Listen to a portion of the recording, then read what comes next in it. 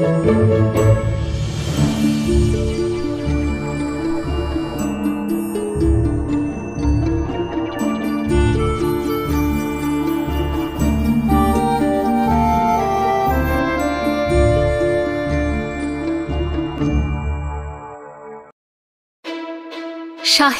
বিভিন্ন আঙিনা থেকে বাছাই করে নিয়ে আসা কিছু মণি মাণিক্য দিয়ে তৈরি আপনাদের প্রিয় কাহন। হাই, আমি অপরূপা, আর আজ কাহনে অনেক দিন পর ফিরছেন শার্লক হোমস এবং ডক্টর ওয়াটসন। আজ শুনবেন স্যার আর্থার কোনান ডয়েলের the adventure of the golden pince-nez অবলম্বনে সোনার চশমার রহস্য। শার্লক হোমসের চরিত্রে সুভাষ, অন্যান্য চরিত্রে অর্ণব, সৌভিক, সৌমিক, ইন্দ্রাণী, রূপন, বর্ণালী এবং আম্রপালি। গল্প শুরু করার আগে দুটো কথা। প্রথমটা বিধিসম্মত সতর্কীকরণ। সিগারেট বা অন্যান্য মাদকদ্রব্য খাবেন না প্লিজ, এগুলি ক্যান্সার সহ আরও অনেক রোগের কারণ। এবং দ্বিতীয়ত, কাহনের গল্প যদি আপনাদের ভালো লাগে তাহলে গল্পতে প্লিজ একটা লাইক করে দেবেন এবং কাহনে একটা সাবস্ক্রাইব করে বেল আইকন প্রেস করে দেবেন কাইন্ডলি। শুরু হচ্ছে স্যার আর্থার কোনান ডয়েলের শার্লক হোমস কাহিনী the adventure of the golden pince-nez অবলম্বনে সোনার চশমার রহস্য। সাহিত্য দীর্ঘজীবী হোক।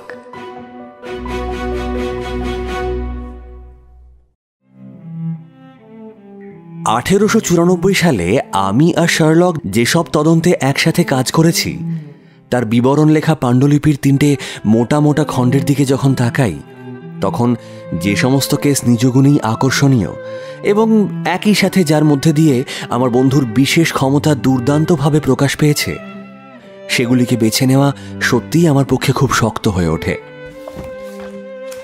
পাতা উল্টাতে উল্টাতে চোখে পড়ল রেড লিচ ও ব্যাংকার ক্রসবির নৃশংস মৃত্যুর বিরক্তিকর কাহিনী। বিখ্যাত স্মিথ মর্টিমার সংক্রান্ত কেসটিও এই একই সময়ের। তাছাড়া এর পাশাপাশি রয়েছে বুলেভার্ডের খুনি হুরেথকে খুঁজে বের করা এবং গ্রেফতারের কেস। এই কেসের সাফল্যের পর হোমস ফরাসি প্রেসিডেন্টের নিজের হাতে সই করা একটা থ্যাংক ইউ লেটার এবং order of the legion of honour খেতাব পেয়েছিল। এর যে কোনো একটিকে নিয়েই আজকের গল্প শুরু করা যেতে পারে, তবে আমার মনে হয় সব দিক বিবেচনা করলে ইয়ক্সলি ওল্ড প্লেসের ঘটনার মতো এত ইন্টারেস্টিং এবং বৈচিত্র্যময় কেস এই পাণ্ডুলিপির মধ্যে আর পাওয়া যাবে না। তরুণ উইলবি স্মিথের শোচনীয় মৃত্যু ছাড়াও এই ঘটনার সঙ্গে যুক্ত ছিল পরবর্তীকালের এমন সব ঘটনা প্রবাহ যা এই অপরাধের কারণ সম্পর্কে আশ্চর্য রকমের আলোকপাত করেছিল।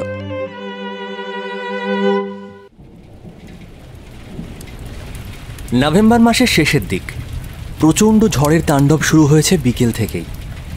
তাই সারাটা সন্ধে আমি আর শার্লক চুপচাপ বসেছিলাম। যদিও চুপচাপ বসে থাকা তার স্বভাব নয়, সে ব্যস্ত ছিল ম্যাগনিফাইং গ্লাসের সাহায্যে একটা প্রাচীন লিপির মূল পাঠোদ্ধারের কাজে, আর আমি মনোযোগ দিয়ে পড়ছিলাম সম্প্রতি প্রকাশ পাওয়া একটা সার্জারি সংক্রান্ত বই। বেকার স্ট্রিটের বাইরে ঝোড়ো হাওয়া শোঁ শব্দ আর মুষলধারে বৃষ্টির ধারা প্রচণ্ড জোরে আঘাত হানছে জানলার ওপর। মাঝে মাঝে ভাবতে অবাক লাগে প্রকৃতির এই অসামান্য শক্তির সামনে আমাদের এই লন্ডন শহর যেন ছোট্ট একটা উইয়ের ঢিপি মাত্র। চাইলেই যেন এই শক্তি আমাদের মুহূর্তে শেষ করে ফেলতে পারে। জানালার কাছে এগিয়ে গিয়ে বাইরের নির্জন রাস্তাটার দিকে তাকালাম। মাঝে মাঝে বাতির আলো কর্দমাক্ত রাস্তা ও ফুটপাতকে দৃশ্যমান করে তুলছে। অক্সফোর্ড স্ট্রিটের দিক থেকে একটিমাত্র ঘোড়ার গাড়ি সেই পথ বেয়ে ছুটে আসছে। ম্যাগনিফাইং গ্লাসটা এক পাশে রেখে হাতের কাগজটা মুড়ে হোমস বলল, ওয়াটসন, ভাগ্য ভালো যে আজ রাতে আমাদের বাইরে কোথাও বেরোতে হয়নি। একদিনের পক্ষে যথেষ্ট কাজ করা হয়ে গেছে, বুঝলে? এতে চোখের উপর বড্ড চাপ পড়ে। যতদূর বুঝতে পারছি 15 শতাব্দীর শেষ দিক থেকে চার্চের কাজকর্মের যে বিবরণ পাওয়া যায় তার চেয়ে ইন্টারেস্টিং আর কিছুই হতে পারে না। বলতে বলতে জানলার দিকে এগিয়ে এসেছিল সে। আরে আরে ওয়াটসন, এ কি? তখনই তার এই মন্তব্য। বাতাসের গর্জনের মধ্যে দিয়ে ভেসে এলো ঘোড়ার খুরের শব্দ। তারপরেই মনে হলো আওয়াজটা যেন আমাদের বেকার স্ট্রিটের বাইরে এসে বন্ধ হয়ে গেল। একটু আগেই যে ঘোড়ার গাড়িটা দেখেছিলাম সেটা আমাদের দরজার সামনেই থেমেছে। ওপর থেকে দেখলাম একটি লোক গাড়ি থেকে নামলো, গায়ে বর্ষাতি। আমি বললাম, এই বৃষ্টিতে এই লোকটা আবার কি চায়? আমাদের চাই ওয়াটসন, আমাদের চাই। আর আমরা চাই ওভারকোট, কমফর্টার, পা ঢাকা জুতো এবং আবহাওয়ার সঙ্গে লড়াই করবার যত রকম ব্যবস্থা মানুষ আবিষ্কার করেছে সে সব কিছু। আরেকটু ওয়েট করো। আরে গাড়িটা যে চলে গেল, ফাটাফাটি। তাহলে এখনো আশা আছে। আমাদের যাবার দরকার থাকলে লোকটি নিশ্চয়ই গাড়িটাকে আটকে রাখতো। দৌড়ে যাও ভায়া, দরজাটা খুলে দাও। হলের আলোটা যখন আমাদের মাঝরাতের গেস্টের ওপর পড়ল তখন তাকে চিনতে অসুবিধে হলো না। স্কটল্যান্ড ইয়ার্ডের ইয়াং ডিটেকটিভ স্ট্যানলি হপকিন্স। এর আগে হোমস বেশ কয়েকবার তার কাজে আগ্রহ দেখিয়েছে। হপকিন্স সাগ্রহে জিজ্ঞেস করল, উনি আছেন তো? ওপর থেকে হোমসের কণ্ঠস্বর ভেসে এলো, ওপরে উঠে এসো ভায়া, ব্যাপারটা তো সিরিয়াস মনে হচ্ছে। তাড়াতাড়ি করে হপকিন্স সিঁড়ি বেয়ে উঠে এলো। বাতির আলো পড়ে তার রেনকোট চকচক করছে। ভেজা রেনকোটটা ছাড়তে আমি তাকে সাহায্য করলাম, আর হোমস ফায়ারপ্লেসের কাঠগুলোকে আরেকটু নেড়ে চেড়ে দিল। বলল, হপকিন্স এবার এগিয়ে এসে এই আগুনের সামনেটায় বসো, হাত পাগুলো গরম করে নাও। আর এই নাও চুরুট। আর এরকম রাতে ডাক্তারের একটা প্রেসক্রিপশন আছে, লেবু আর গরম জল। ওয়াটসন, তুমি ব্যবস্থা করবে তো? হ্যাঁ, এই তো। গুড। তারপর বলো হপকিন্স, এত ঝড় জল মাথায় করে যখন এসেছো তখন কেসটা যে গুরুতর সেটা বুঝতেই পারছি। বলো। সত্যি তাই মিস্টার হোমস, সারাটা দিন ভীষণ ব্যস্ত ছিলাম। আচ্ছা, আগে একটা কথা বলুন, আজকের যে কোনো কাগজের লাস্ট এডিশনে ইয়ক্সলি কেসটার ব্যাপারে কি আপনার কিছু চোখে পড়েছে? না ভায়া, আজ আমি 85 শতাব্দীর পরবর্তী সময়ের কোনো কাগজই দেখিনি। খুব ছোট খবর, একটাই মাত্র প্যারাগ্রাফ, তাও ভুল তথ্যে ভর্তি। কাজেই দেখেননি, ভালোই করেছেন। আমার মুখ থেকেই না হয় শুনুন। আমি একেবারে উঠে পড়ে লেগেছি কেসটা নিয়ে, বুঝলেন।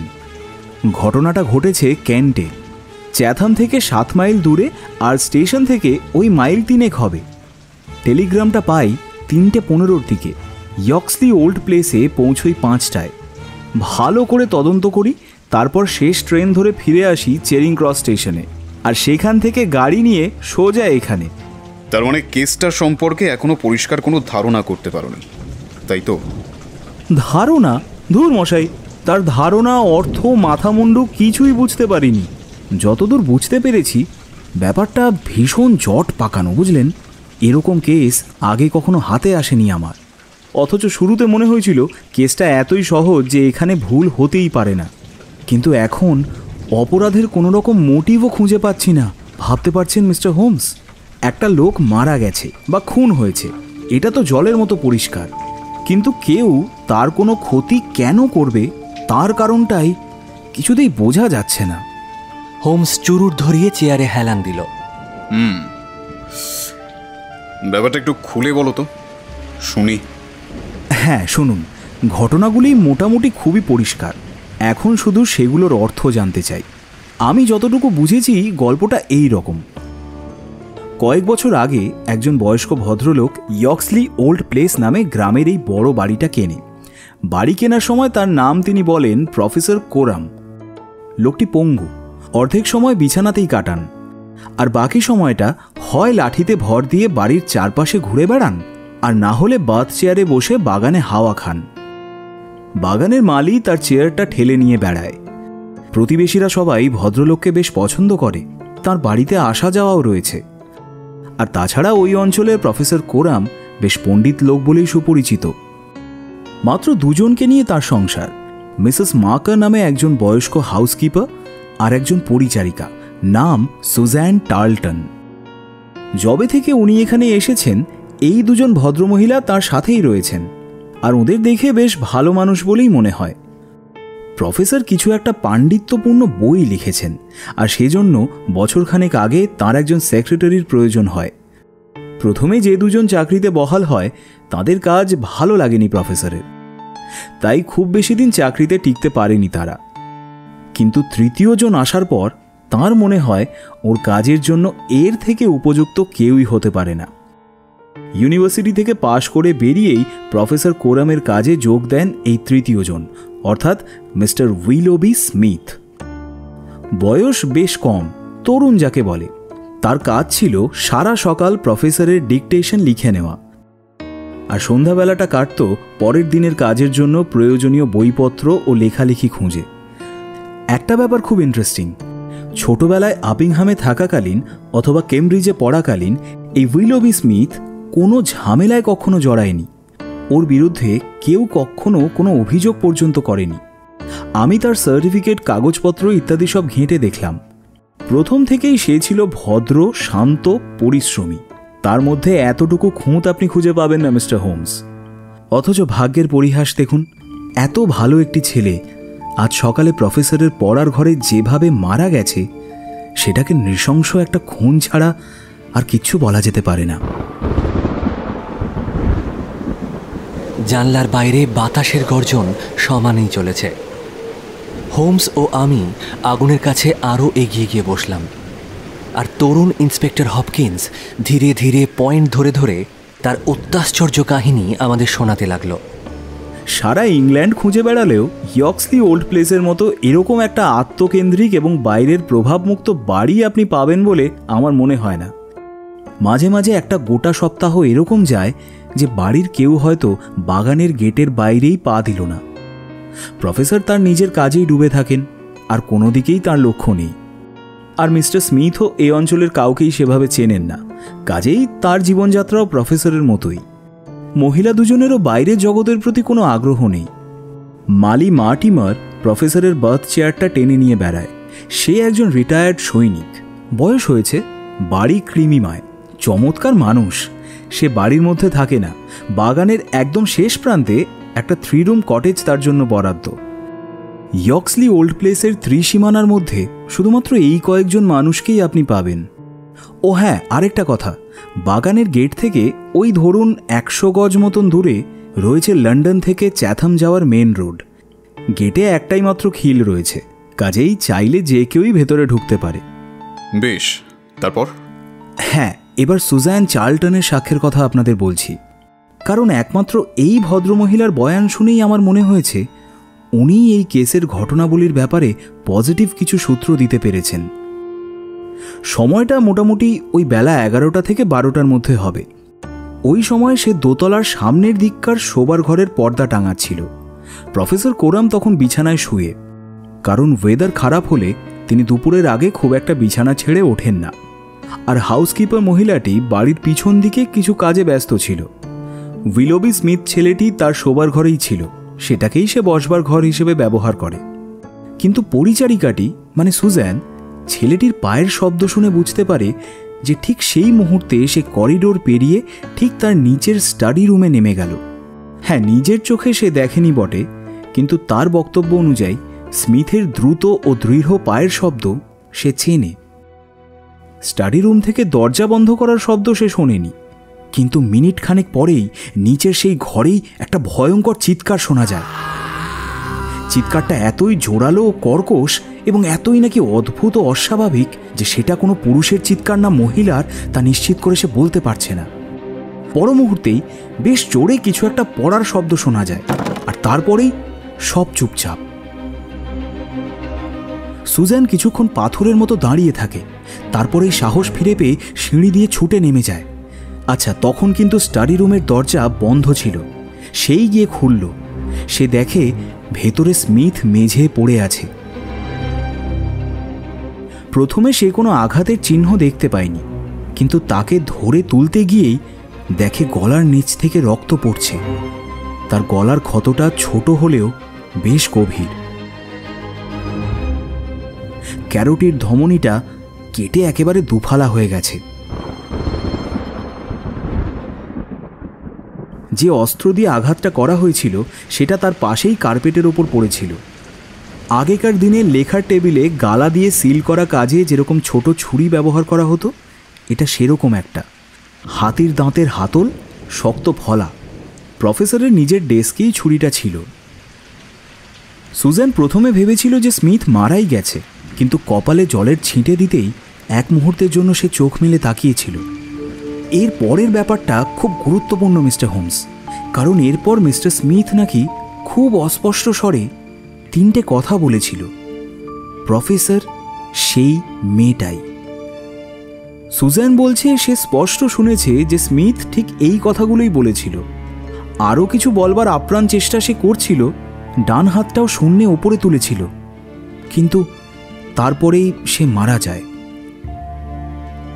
ইতিমধ্যে সে বাড়ির হাউসকিপারও সেখানে চলে এসেছিল, তবে কিছুটা দেরি হয়ে যাওয়াতে স্মিথের শেষ কথাগুলো সে শুনতে পায়নি। সুজানকে মৃতদেহের কাছে রেখে ও দৌড়ে প্রফেসরের ঘরে যায়। তিনি তখনও উত্তেজিত অবস্থায় বিছানাতেই বসেছিলেন, কারণ যেটুকু শব্দ তার কানে এসেছিল তাতেই তিনি বুঝতে পেরেছিলেন যে একটা ভয়ঙ্কর কিছু ঘটেছে। তার মুখ ভরে উঠেছিল নিদারুণ আতঙ্কে। হাউসকিপার মিসেস মার্কারের স্পষ্ট মনে আছে যে প্রফেসর তখনও নাইট ড্রেসই পরেছিলেন। আসলে মালি মার্টিমারের সাহায্য ছাড়া তার পক্ষে পোশাক বদলানো অসম্ভব, আর মার্টিমারের আসবার কথা ছিল 12টায়। প্রফেসর বলছেন দূর থেকে ভেসে আসা একটা চিৎকার উনি শুনেছেন, কিন্তু তার বেশি উনি আর কিছুই জানেন না। ওই 3টে কথা প্রফেসর সেই মেয়েটি মানে স্মিথের এই শেষ কথার কোনো ব্যাখ্যাও তিনি দিতে পারেননি। তবে ওর ধারণা ওটা নিছক প্রলাপ ছাড়া আর কিছুই নয়। উনি মনে করেন পৃথিবীতে উইলবি স্মিথের কোনো শত্রু ছিল না, কাজেই এই দুষ্কর্মের কোনো কারণই তিনি বলতে পারছেন না। প্রথমেই তিনি মালি মার্টিমারকে থানায় পাঠিয়েছিলেন। একটু পরেই প্রধান কনস্টেবল আমাকে ডেকে পাঠায়। আমি সেখানে যাবার আগে কোনো জিনিসেই নড়চড় হয়নি, আর কড়া হুকুম জারি করাই ছিল যে কেউ যেন কোনোভাবেই মেন গেট থেকে বাড়িতে ঢোকার রাস্তা দিয়ে না হাঁটে। কি জানেন মিস্টার শার্লক হোমস, আপনার থিওরিকে প্র্যাকটিক্যাল রূপদানের এই ছিল সুবর্ণ সুযোগ। বিশ্বাস করুন, সব ছিল সেখানে, কোনো কিছুরই অভাব ছিল না। অভাব? না না না না হপকিন্স, সব তো ছিল না। একটা জিনিসের অভাব তো ছিলই, আর ছিল বলেই তো তুমি এখানে এসেছো, তাই না? অভাব ছিল? কিসের? শার্লক হোমসের। যাকে তোমার কথাই শোনা যাক, বলো এখনো পর্যন্ত কতদূর কি করেছো? হ্যাঁ মিস্টার হোমস, প্রথমেই আপনি এই যে এটা দেখুন, এটা হলো ওই এলাকার নকশা। প্রফেসরের স্টাডি রুম এবং এই ঘটনার সঙ্গে জড়িত অন্যান্য জায়গাগুলোর পজিশন তাহলে আপনার কাছে আরেকটু পরিষ্কার হয়ে যাবে, আর আমি কিভাবে তদন্ত করেছি সেটাও বুঝতে পারবেন। হোমসের পেছনে দাঁড়িয়ে তার কাঁধের ওপর দিয়ে আমিও নকশাটা দেখতে লাগলাম। এটা জাস্ট একটা রাফ প্ল্যান, শুধুমাত্র গুরুত্বপূর্ণ জিনিসগুলোই এখানে দেওয়া আছে, বাকিটা তো পরে আপনি নিজের চোখেই দেখতে পাবেন। প্রথমেই যদি ধরে নেওয়া যায় যে হত্যাকারী বাইরে থেকে বাড়ির ভিতরে ঢুকেছিল, তাহলে প্রশ্ন হলো সে কোন পথে ঢুকেছিল। এখানে কিন্তু সে বলতে আমি পুরুষ বা নারী কোনো সম্ভাবনার কথাই বাদ রাখছি না। হ্যাঁ, তো যাই হোক, আমি নিশ্চিতভাবে বলতে পারি সে নিশ্চয়ই বাগানের পথে এসে পিছনের দরজা দিয়ে ঢুকেছিল, কারণ সেখান থেকে পড়ার ঘরে যাবার সোজা রাস্তা রয়েছে। এই যে এই জায়গাটা দেখুন, আর অন্য যে কোনো পথে আসা তার জন্য ভীষণ জটিল হয়ে যাচ্ছে। আর এই একই পথে সে পালিয়েছে, কারণ বাকি দুটো বের হবার পথের একটা আটকে ছিল সুজান, কারণ সে তখন স্মিথের চিৎকার শুনে দৌড়ে সিঁড়ি দিয়ে নামছিল, আর অন্য পথটা সোজা প্রফেসরের শোবার ঘরে। সুতরাং বুঝতে পারলাম ওই বাগানের রাস্তাতেই যত রহস্য লুকিয়ে আছে। সম্প্রতি বৃষ্টি হওয়ার জন্য মাটির রাস্তাটা কাদা প্যাঁচপ্যাঁচে হয়েছিল, তাই পায়ের ছাপ খুঁজে পাওয়ার সম্ভাবনাও ছিল যথেষ্ট। কিন্তু ভালো করে পরীক্ষা করে বুঝতে পারলাম অপরাধী খুব সতর্ক, বুদ্ধিমান এবং দক্ষ, কারণ পথের ওপর পায়ের কোনো ছাপই নেই মশাই। অবশ্য পথের পাশের ঘাসের ওপর দিয়ে যে কেউ হেঁটে গেছে সেটা পরিষ্কার বোঝা যাচ্ছে, আর সে ইচ্ছে করেই এভাবে হেঁটেছে যাতে পায়ের ছাপ না পড়ে। সুস্পষ্ট কোনো ছাপ বা সেরকম কিছু আমি পাইনি ঠিকই, কিন্তু ঘাস মারিয়ে যাবার চিহ্ন রয়েছে। কাজেই এটা আমি হলফ করে বলতে পারি যে কেউ একটা তো সেখান দিয়ে গিয়েছে, আর সেই হচ্ছে আমাদের খুনি, কারণ মালি বা অন্য কেউ সেদিন সকালে ওদিক দিয়ে যায়নি, আর বৃষ্টিটা হয়েছিল রাতের দিকে। এক সেকেন্ড, ওই পথটা কোন দিকে গেছে? মেন রোডের দিকে। কতটা লম্বা? তা ধরুন 100 গজের মতো তো হবেই। পথটা যেখানে বাগানের দিকের গেটটা পার হয়েছে সেখানেই তো পায়ের ছাপ দেখতে পেতে। না, আসলে সেই জায়গায় রাস্তাটার ওপর টালি পাতা রয়েছে। মানে বড় রাস্তার দিকে? না না, ভিতরের দিকে। আসলে বৃষ্টি হলে ওই বাগানের গেটের কাছে জল কাদা ভর্তি হয়ে যায়, তাই টালি বসানো হয়েছে। আচ্ছা, ঘাসের ওপর যে ছাপগুলো দেখেছো সেগুলো আসার না যাওয়ার? না মানে সেটা তো বলা অসম্ভব, অত পরিষ্কার করে কিছুই বোঝা যাচ্ছিল না। আর পাটা বড় না ছোট? না সেটাও তো বোঝা যায়নি। আসলে ঘাসগুলো মারানো দেখে বুঝতে পেরেছি ওখানে পা ফেলা হয়েছে, ব্যাস এইটুকুই। অধৈর্য হয়ে একটা বিরক্তিসূচক শব্দ করল হোমস। বলল, তারপর থেকেই তো মুষলধারে বৃষ্টি হয়ে চলেছে। পঞ্চদশ শতাব্দীর ওই পাণ্ডুলিপির অর্থ উদ্ধার করতে যত না কষ্ট হয়েছে তার চেয়েও কঠিন হবে ওই পায়ের ছাপ থেকে আততায়ীকে খোঁজা। ঠিক আছে, কি আর করা যাবে।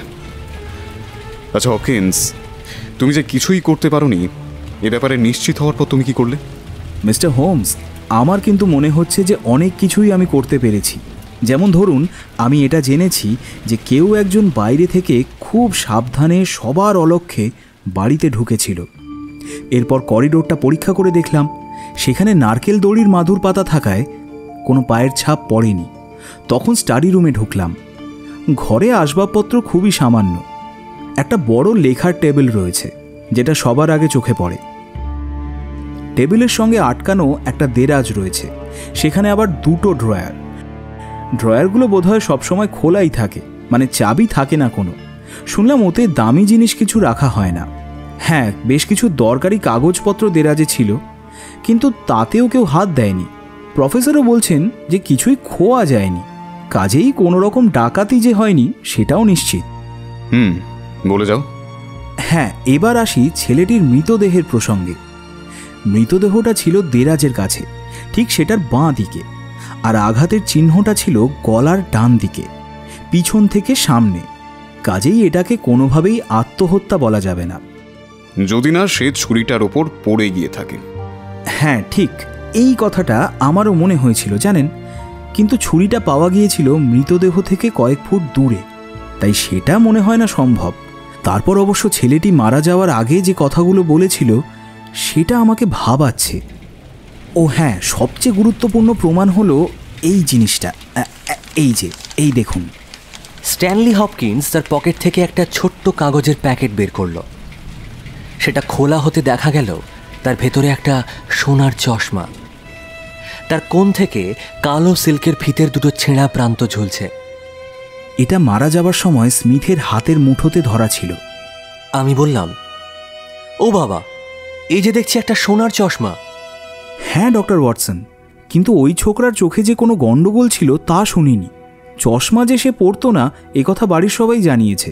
সুতরাং এটা যে আততায়ীর মুখ থেকেই ছিনিয়ে নেওয়া হয়েছে সে বিষয়ে কোনো সন্দেহই নেই।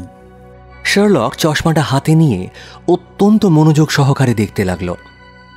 একবার নাকের কাছে ধরল, চোখে লাগিয়ে পড়তে চেষ্টা করল। জানলার কাছে গেল, চশমা চোখে রাস্তার দিকে তাকালো। তারপর আলোর একেবারে কাছে নিয়ে ভালো করে খুঁটিয়ে দেখল। তারপর হঠাৎ মুচকি হেসে টেবিলে গিয়ে বসল এবং কাগজে কয়েক লাইন লিখে সেটাকে স্ট্যানলি হপকিন্সের দিকে ঠেলে দিল। এ নাও হপকিন্স, এই মুহূর্তে এটুকুই তোমার জন্য করা সম্ভব। দেখো কতটা কাজে লাগাতে পারো। হপকিন্স অবাক হয়ে চিরকুটটা পড়তে লাগলো। আমিও পাশ থেকে দেখলাম, তাতে লেখা ছিল, শিষ্টাচার পরায়ণ একজন মহিলার সন্ধান চাই। তার কোনো ছদ্মবেশ নেই, তবে পোশাক আশাক বেশ রুচিশীল এবং মার্জিত, কিন্তু নাকটা বিশেষ রকমের মোটা। দুটো চোখের মাঝের দূরত্ব খুব বেশি, অর্থাৎ চোখগুলো একেবারে দু কানের গা ঘেঁষে। কপালে অনেকগুলো ভাঁজ আছে, দৃষ্টি তীক্ষ্ণ এবং সরু কাঁধ। গত কয়েক মাসের মধ্যে তাকে অন্তত দুবার চোখের ডাক্তারের কাছে যেতে হয়েছে। যেহেতু তার চশমার পাওয়ার খুব বেশি এবং যেহেতু এই মুহূর্তে লন্ডনে চোখের ডাক্তারের সংখ্যা হাতে গোনা যায়, তাই তাকে খুঁজে বের করা শক্ত কাজ হবে না। হপকিন্সকে অবাক হতে দেখে হোমস একটু হাসল। আমিও বেশ চমকে গিয়েছিলাম, এত কিছু ও জানল কি করে? ও বলল, আমার অনুমানগুলো অবশ্য খুবই সহজ। নিজের থিওরি অফ ডিডাকশনকে কাজে লাগিয়ে ইনফরমেশন বের করে আনার জন্য একটা চশমার থেকে পারফেক্ট কিছু পাওয়া খুব শক্ত ভায়া। চশমাটা যে একজন মহিলা সেটা বুঝতে পেরেছি এটার হালকা এবং সূক্ষ্ম গঠন দেখে। অবশ্য মৃত ছেলেটির শেষ কথাগুলো এক্ষেত্রে বেশ সাহায্য করেছে, অস্বীকার করব না। মহিলাটি যে রুচি সম্পন্ন সেটা বুঝতে অসুবিধা হওয়ার কথা নয়, কারণ এত সুন্দর সোনার চশমা যিনি ব্যবহার করেন তিনি অন্যান্য দিক থেকে অপরিচ্ছন্ন হবেন সে কথা ভাববার কোনো অবকাশ নেই। চশমাটা তোমরা পড়লেই বুঝতে পারতে যে চশমার মাঝের ক্লিপটা তোমাদের নাকের পক্ষে একটু বেশিই চওড়া লাগবে, সুতরাং এটা খুব ক্লিয়ার যে ভদ্রমহিলার নাকের গোড়াটা বেশ চওড়া। এই ধরনের নাক সাধারণত ছোট বা মোটা হয়ে থাকে, কিন্তু যেহেতু এটা চিরন্তন সত্য বলে ধরে নেওয়া যায় না, এক্সেপশনস থাকে, তাই সেইটা আমি আর ওই কাগজে লিখিনি। আমার নিজের মুখ খুব সরু, তবুও কোনোভাবেই আমার চোখ দুটোকে আমি চশমার মাঝে নিয়ে আসতে পারছি না। কাজে এটা বলা যায় যে মহিলাটির চোখ দুটি তার দুই কানের কাছে বসানো হবে। ওয়াটসন, চশমাটা হাতে নিলেই বুঝতে পারবে এর কাজগুলো কিন্তু কনকেভ অর্থাৎ অবতল, এবং এর পাওয়ারও খুব বেশি। ভেবে দেখো, সারা জীবন যে মহিলার দৃষ্টিশক্তির ওপর এত চাপ পড়েছে তার চোখে মুখে এর প্রভাব পড়বেই। তাই চোখ কুঁচকে দেখবার জন্য কপালে এবং চোখের পাতায় ও ঘাড়ে ভাঁজ পড়তে বাধ্য। হ্যাঁ, তোমার যুক্তি একদম অকাট্য, সে ব্যাপারে আমার কিছু বলার নেই। কিন্তু তুমি কি করে জানলে যে ভদ্রমহিলা চোখের ডাক্তারের কাছে গেছেন শেষ 2 মাসে? হোমস চশমাটা আবার হাতে নিল। মাই ডিয়ার ওয়াটসন, কতবার তোমায় বলেছি শুধু দেখলে হবে না, অবজার্ভ করতে হবে। লক্ষ্য করলেই দেখতে পাবে নাকের ওপর চাপটা কমাবার জন্য চশমার ক্লিপ দুটোর নিচে ছোট ছোট ফিতে বসানো আছে। তার একটা বেশ পুরনো এবং জীর্ণ, কিন্তু আর একটা বেশ নতুন। সুতরাং এটা ক্লিয়ার যে একটা ফিতে খারাপ হয়ে যাওয়ায় বা ছিঁড়ে যাওয়ায় সেটার জায়গায় নতুন ফিতে লাগানো হয়েছে। আর হ্যাঁ, এটাও বুঝতে পারছি যে ফিতেটা পুরনো সেটা খুব বেশি হলে 2 মাস আগেই পাল্টানো হয়েছে, আর নতুনটা পাল্টানোর পরেও যখন দেখা যাচ্ছে যে দুটো ফিতে একই রকম, তাই বোঝাই যাচ্ছে যে মহিলা একই ডাক্তারের কাছে আবার গিয়েছিলেন। আরে বাস, এ তো পুরো তাক লাগিয়ে দিলেন দেখছি। ভাবুন তো, এ সব প্রমাণিত আমার হাতে ছিল, অথচ আমি কিচ্ছু বুঝতে পারিনি। তবে হ্যাঁ, এটা ঠিক যে একবার ভেবেছিলাম লন্ডনের যে সমস্ত চোখের ডাক্তাররা আছেন তাদের দোকানে একবার ঢুঁ মারব। সে তো অবশ্যই যাবে, কিন্তু কেসটা সম্পর্কে তোমার কি আমাকে আর কিছু বলার আছে? না মিস্টার হোমস, আর তেমন কিছুই নেই। দেখছি আমি যা জানি আপনিও তাই জানেন, কিংবা হয়তো বেশিই জানেন। গ্রামের রাস্তায় বা স্টেশনের কাছে কোনো অচেনা লোককে দেখা গিয়েছিল কিনা খোঁজ নিয়েছি, কিন্তু সেরকম কারোর হদিশ কেউ দিতে পারেনি। তবে আমার যেটা সবচেয়ে বড় খটকা সেটা হলো মোটিভের অভাব। খুনটার উদ্দেশ্য কি সেটাই বুঝতে পারছি না। আহা, সে ব্যাপারে আমিও তো তোমাকে এই মুহূর্তে সাহায্য করতে পারছি না, কিন্তু তুমি কি চাও যে কাল আমরা তোমার সঙ্গে যাই? হ্যাঁ, মানে চাওয়াটা যদি খুব অতিরিক্ত না মনে হয় আপনার, তাহলে সত্যি বলছি আপনি গেলে আমি একটু নিশ্চিন্ত হই।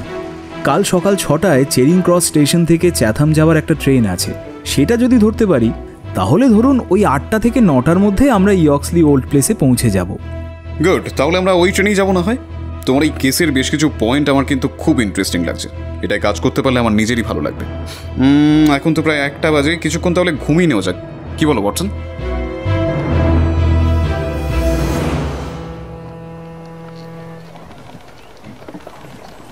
পরদিন সকালে ঝড় থেমে গেল, কিন্তু আমরা যখন বেরোলাম তখনও খুব শীত। টেমসের তীরবর্তী নির্জন জলাভূমির পাশ দিয়ে যাওয়ার সময় দেখলাম তার ওপর দিয়ে শীতের সূর্য উঠতে দেখা যাচ্ছে। সাইন অফ 4-এর ঘটনার কথা মনে পড়ে যাচ্ছিল। দীর্ঘ ক্লান্ত পথ পেরিয়ে অবশেষে চ্যাথাম থেকে কয়েক মাইল দূরের একটা ছোট্ট স্টেশনে আমরা নামলাম। দেরি না করে স্থানীয় সরাইখানাতেই আমরা প্রাতরাশ সেরে নিলাম এবং যথারীতি তৈরি হয়ে ইয়ক্সলি ওল্ড প্লেসে পৌঁছে গেলাম। বাগানের গেটের কাছে একজন কনস্টেবলের সঙ্গে দেখা হলো। হপকিন্স বলল, এই যে উইলসন, কোনো খবর আছে? না স্যার, কিছুই নেই সেরকম। কোনো অচেনা সন্দেহজনক কাউকে দেখা গেছে? না স্যার, স্টেশনের লোকেরা জানিয়েছে কোনো অপরিচিত লোক গতকাল আসেওনি আর যায়ওনি। সরাইখানা আর ওই যারা এখানে বাড়ি ভাড়া দেয় তাদের ওখানে খোঁজ করেছিলে? হ্যাঁ স্যার, করেছিলাম, কিন্তু তেমন কাউকেই চোখে পড়েনি। দেখুন মিস্টার হোমস, স্টেশন থেকে দূরত্ব তো খুবই সামান্য। যে কেউ এসে গা ঢাকা দিয়ে থাকতেও পারে, আবার ট্রেন ধরে চলেও যেতে পারে। আর বাগানের ওই পথটার কথাই আমি বলছিলাম মিস্টার হোমস। আমি আবার বলছি স্যার, গতকাল এই রাস্তায় কোনো পায়ের ছাপ ছিল না। ঘাসের ওপর কোন পাশে দাগ ছিল? এই পাশে স্যার, একদিকে রাস্তা আর একদিকে ফুলের কেয়ারি, তার মাঝখানে এই সরু ঘাসে ঢাকা ফালি জমি। এখন কোনো দাগ যদিও দেখতে পাচ্ছি না, কিন্তু কাল স্পষ্ট দেখেছিলাম। ঘাসের সীমা বরাবর ঝুঁকে পড়ে হোমস বলল, হ্যাঁ, কেউ একজন হেঁটে গেছে। আমাদের মহিলাটি খুব সাবধানেই পা ফেলেছে, ফেলতেই হবে, কারণ ওদিকে হাঁটলে পথের ওপর পায়ের ছাপ পড়বে, আবার এদিকে হাঁটলে বাগানের নরম মাটিতে আরও স্পষ্ট ছাপ পড়বে। হ্যাঁ স্যার, মহিলাটির মাথা খুব ঠান্ডা মনে হচ্ছে। হোমসের মুখে একটা সাগ্রহ দৃষ্টি ফুটে উঠতে দেখলাম। আচ্ছা, তুমি কি বলছিলে জানো, মহিলাটি এই রাস্তা ধরেই ফিরে এসেছিল, তাই তো? হ্যাঁ স্যার, বেরোবার আর কোনো পথ নেই। এই ঘাসের ওপর দিয়েই? অবশ্যই মিস্টার হোমস, না হলে তো অন্য কোনো জায়গায় পায়ের ছাপ পেতাম। কাজটা অসাধারণ ভায়া, জাস্ট অসাধারণ। খেলা জমে যাবে মনে হচ্ছে। যাই হোক, এখানে রাস্তায় আর কিছু দেখবার নেই, চলো এগোই। হ্যাঁ চলুন স্যার। আচ্ছা হপকিন্স, বাগানের দরজাটা সবসময় খোলাই থাকে তাই না? হপকিন্স সম্মতি জানালো। তাহলে আততায়ীর পক্ষে সোজা ঢুকে পড়া ছাড়া আর কিছুই করবার ছিল না। খুনের চিন্তা তখনও তার মাথায় ছিল না, কারণ যদি থাকতো তাহলে সে অবশ্যই একটা অস্ত্র নিয়ে আসতো। লেখার টেবিল থেকে ছুরিটা তুলে সে ব্যবহার করতো না। তার মানে এই করিডোর ধরেই সে গেছে, তাই নারকেলের মাদুরের উপর কোনো দাগ পড়েনি, এবং তারপরেই ঢুকেছিল স্টাডি রুমে। আচ্ছা হপকিন্স, কতক্ষণ সেখানে ছিল সেটা জানবার কোনো উপায় আছে? আমরা ততক্ষণে স্টাডি রুমে চলে এসেছি। হপকিন্স বলল, কয়েক মিনিটের বেশি নয় স্যার। ও হ্যাঁ, আর একটা কথা আপনাকে বলতে ভুলে গিয়েছি। গৃহকর্ত্রী মিসেস মার্কার ঘরটা পরিষ্কার করতে কিছুক্ষণ আগেই এখানে এসেছিলেন। ওই 15 মিনিট মতন ছিলেন এখানে। আচ্ছা, তাহলে একটা টাইম ফ্রেম পাওয়া গেল। মহিলাটি এই ঘরে ঢুকে তারপর কি করলো? লেখার ওই টেবিলটার কাছে গেল, কিন্তু কেন গেল? কেন কেন কেন? ড্রয়ারের ভেতরে থাকা কিছু নেবার জন্য নয়, কারণ আমরা আগেই জেনেছি ওটা লক করা থাকে না। যদি ওতে নেওয়ার মতো কিছু থাকতো তাহলে সেটা তালা বন্ধই থাকতো। না, তার লক্ষ্য ছিল ওই কাঠের দেরাজটা। এ কি? এটা কিসের দাগ? ওয়াটসন, ওয়াটসন, দেশলাই, কুইক, এটার কথা আমাকে আগে বলনি কেন হপকিন্স? যে দাগটা সে খুঁটিয়ে দেখছিল সেটা রয়েছে দেরাজের কিহোলের পাশে। প্রায় 4 ইঞ্চি ছাড়িয়ে গেছে সেই দাগ, এবং দেরাজের রংটা এক জায়গায় চটেও গেছে। এটা আমি দেখেছিলাম মিস্টার হোমস, কিন্তু এরকম দাগ তো কিহোলের পাশে হামেশাই দেখা যায়। কিন্তু এই দাগটা যে আনকোড়া, একেবারেই নতুন। ভালো করে দেখো, কাটা জায়গাটায় তামাটা কেমন চকচক করছে। আঁচড়টা পুরনো হলে তার রং পেতলের অন্য জায়গার মতোই হতো। আমার ম্যাগনিফাইং গ্লাসে এই ব্যাপারটা আরও পরিষ্কার ধরা পড়ছে। এই তো বার্নিশের গুঁড়োগুলোও দেখা যাচ্ছে। আচ্ছা, মিসেস মার্কারকে একটু ডেকে পাঠাও তো। হপকিন্স কনস্টেবল উইলসনকে ইশারা করতেই সে গিয়ে হাউসকিপার মিসেস মার্কারকে ডেকে আনল। বিষণ্ণ মুখে মহিলা ঘরে প্রবেশ করলেন। হোমস তাকে জিজ্ঞেস করল, মিসেস মার্কার, গতকাল সকালে আপনি বইয়ের তাক, ড্রয়ার বা দেরাজের ধুলো ঝেড়েছিলেন? হ্যাঁ স্যার। এই আঁচড়টা লক্ষ্য করেছিলেন কি? না স্যার, দেখিনি। আমার তাই মনে হলো মিসেস মার্কার যে আপনি দেখেননি, কারণ ছাঁটা লাগালে বার্নিশের গুঁড়োগুলো উড়ে যেত। আচ্ছা, এই দেরাজের চাবি কার কাছে থাকে? প্রফেসর তার ঘড়ির চেনের সঙ্গে রাখেন স্যার। চাবিটা কি খুব সাধারণ? না স্যার, চাপ কোম্পানির চাবি। গুড, আপনি যেতে পারেন মিসেস মার্কার। এতক্ষণে আমরা কিছুটা এগোতে পারলাম। ভালো করে শোনো হপকিন্স, ওয়াটসন তুমিও শোনো। আমাদের রহস্যময় মহিলাটি ঘরে ঢুকলেন, দেরাজটার কাছে গেলেন এবং সেটা খুললেন অথবা খুলতে চেষ্টা করলেন। সে যখন এই কাজে ব্যস্ত তখন ঘরে ঢুকলো প্রফেসরের সেক্রেটারি মিস্টার উইলবি স্মিথ। তাড়াহুড়োতে চাবিটা বের করে নেওয়ার চেষ্টা করতেই পাল্লার গায়ে এই আঁচড়টা পড়ে। স্মিথ চোর ভেবে মহিলাটিকে চেপে ধরে, আর সেও নিজেকে ছাড়াবার চেষ্টায় হাতের কাছে যা পায় তাই দিয়েই স্মিথের ওপর আঘাত হানে। দুর্ভাগ্যক্রমে হাতে উঠে আসে এই ছুরিটা। স্মিথের আঘাত হয় মারাত্মক। স্মিথ মাটিতে পড়ে যায়, আর মহিলাটি পালিয়ে যান। যে জিনিসের জন্য তিনি এসেছিলেন সেটা নিতেও পারেন, আবার নাও নিতে পারেন। আচ্ছা, পরিচারিকা সুজান কি এখানে রয়েছে? না হলে ওকে একটু ডেকে পাঠাও তো হপকিন্স। কিছুক্ষণ পরেই সুজান ঢুকল ঘরে। হোমস বলল, আচ্ছা সুজান, তুমি যখন চিৎকারটা শুনেছিলে তারপরে কি কারো পক্ষে ওই দরজা দিয়ে পালিয়ে যাওয়া সম্ভব ছিল? না স্যার, সেটা অসম্ভব।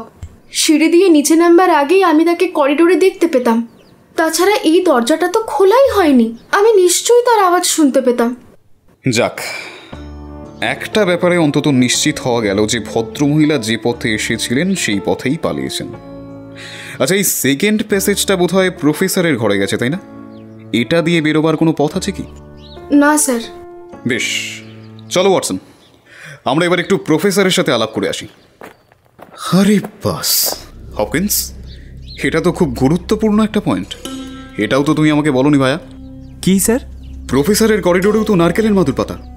হ্যাঁ, কিন্তু তাতে কি হয়েছে? কি বলছো হপকিন্স? এটার সাথে এই কেসের যোগাযোগটা ধরতে পারছো না?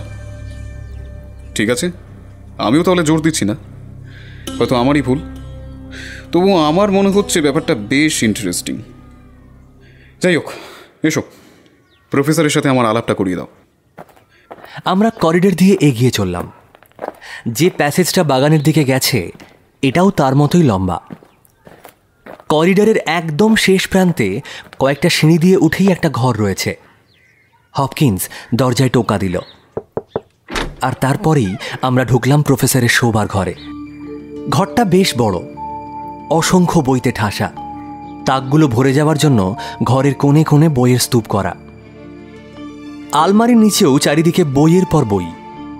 বিছানাটা ঘরের মাঝখানে, আর সেখানেই বালিশে হেলান দিয়ে শুয়ে আছেন এ বাড়ির মালিক প্রফেসর কোরাম। চেহারাটা একটু অন্যরকম। এরকম অদ্ভুত চেহারার মানুষ আমি খুবই কম দেখেছি। আমাদের দিকে তাকিয়ে আছে একটা হাড় সর্বস্ব শীর্ণ মুখ। ঝুলে পড়া লোমশ ভুরুর নিচে কোটরগত দুটি কালো চোখে অন্তর্ভেদী দৃষ্টি। চুল ও দাড়ি সাদা, শুধু মুখের চারপাশের দাড়িটাতে একটা অদ্ভুত হলদে ছোপ রয়েছে। পাকা দাড়ির জঙ্গলের মধ্যেই একটা সিগারেট জ্বলছে। কড়া তামাকের ধোঁয়ার গন্ধে ঘরের বাতাস ভারী হয়ে উঠেছে। সে যখন হোমসের দিকে হাতটা বাড়িয়ে দিল, তখন আমার চোখে পড়ল তার হাতেও নিকোটিনের দাগ পড়েছে। ধূমপান চলে তো মিস্টার হোমস? একটা অদ্ভুত কৃত্রিম উচ্চারণে প্রফেসর বললেন, নিন, একটা সিগারেট নিন। আর আপনি স্যার? না, আমি খাই না। আরে আমি বলছি, খেয়ে দেখুন। আলেকজান্দ্রিয়ার আয়োনাইডসকে দিয়ে বিশেষভাবে তৈরি করিয়ে এগুলো আমি আনিয়েছি। একবারে 1000 সিগারেট সে আমায় পাঠায়। কিন্তু দুঃখের কথা কি জানেন, প্রতি 15 দিন অন্তরে আমাকে নতুন বান্ডিল আনাতে হয়। জানি জানি, খুব খারাপ অভ্যেস, খুবই খারাপ, কিন্তু বুড়ো বয়সে তো আর কোনো স্বাদ আহ্লাদ থাকে না। তামাক আর এই লেখাপড়া, এই দুটি নিয়েই তো আছি। একটা সিগারেট ধরিয়ে হোমস ঘরটায় দ্রুত চোখ বুলিয়ে নিচ্ছিল। বৃদ্ধ লোকটি দীর্ঘশ্বাস ফেলে দুঃখের সঙ্গে বলে উঠলেন, তামাক আর আমার কাজ, এই তো ছিল জীবনে, কিন্তু এখন তো শুধু তামাকই সম্বল। হায়, কি মারাত্মক ঘটনাই না ঘটে গেল। এরকম ভয়ঙ্কর বিপদের কথা কেউ ভাবতে পেরেছিল? এত ভালো একটা ছেলে, সত্যি বলছি, মাত্র কয়েক মাসেই সে সেক্রেটারি হিসেবে যথেষ্ট উন্নতি করেছিল। জানেন, আমাকে এখন আর কিছু বলতেই হতো না। সে আমার কাজকর্ম নিজেই সব সামলে নিত।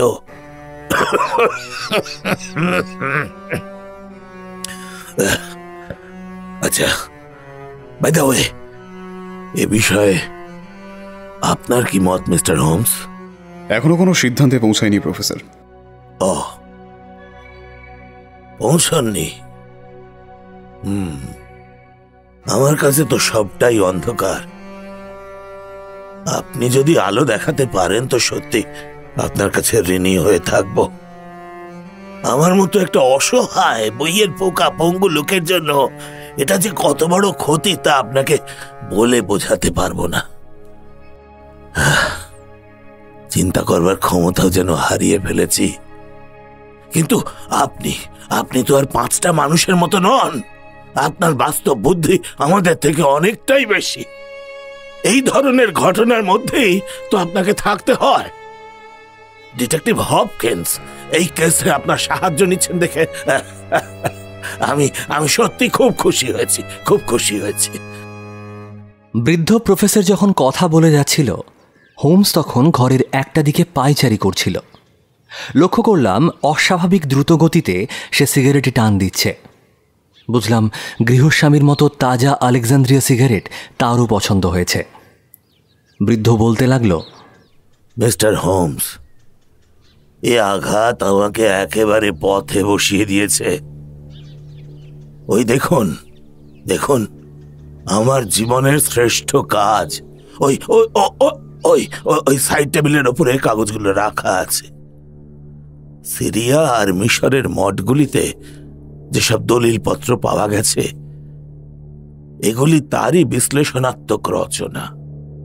এই কাজ প্রচলিত কুসংস্কার এবং ধর্মবিশ্বাসের একেবারে গোড়ায় আঘাত করবে। কিন্তু কিন্তু আমার এত প্রিয় সেক্রেটারি,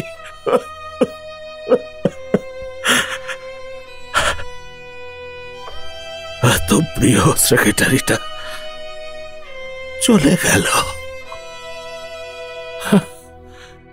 এই দুর্বল স্বাস্থ্য নিয়ে এই কাজ কোনোদিন সম্পূর্ণ করতে পারবো কিনা জানি না, জানি না।